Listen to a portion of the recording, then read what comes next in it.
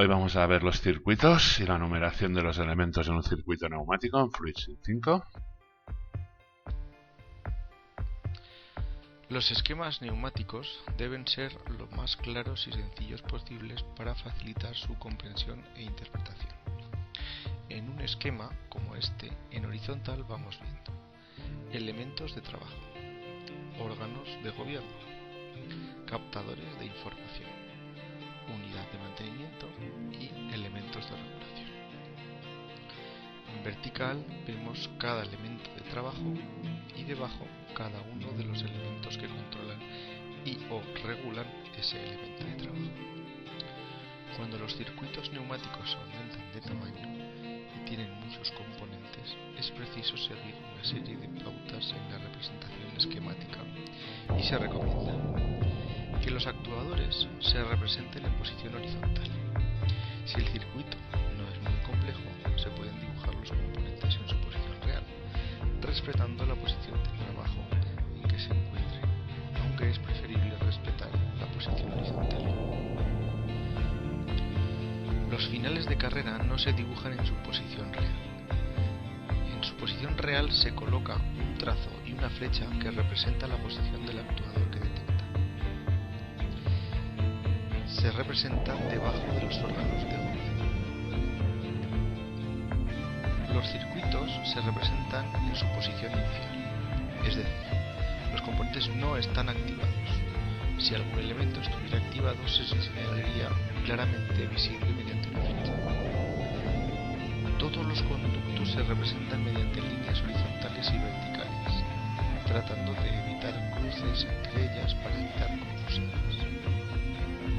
En caso de producirse empalmes o conexiones en nudos, se representarían mediante puntos rellenados.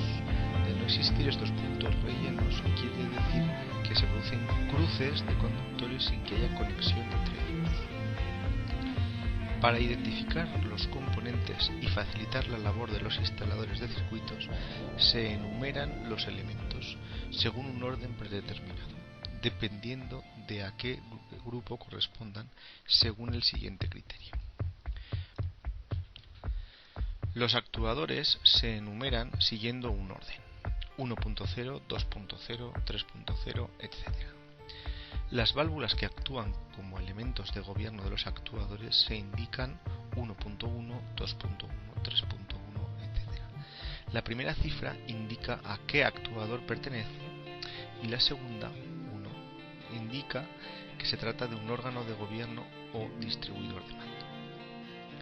Los elementos captadores de información se identifican 1.2, 1.4, 2.2 o bien 1.3, 1.5 o 2.3. La primera cifra indica a qué actuador pertenece y la segunda, si es par, indica generalmente que influye en la salida del vástago y si es impar, que afecta al retroceso del vástago.